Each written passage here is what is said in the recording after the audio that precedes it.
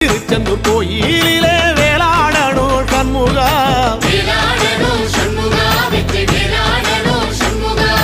பிள்ளை ஆண்டான் பிள்ளை என வரம் கொடுக்கணும் சண்முகா,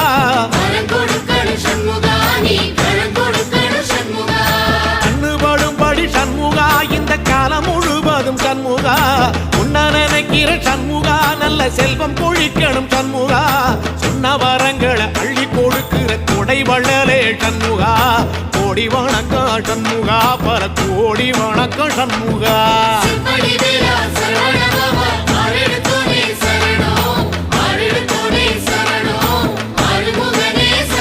ஐயா மருதமர சத்தியமாகும் அறுபடைய சண்முகா,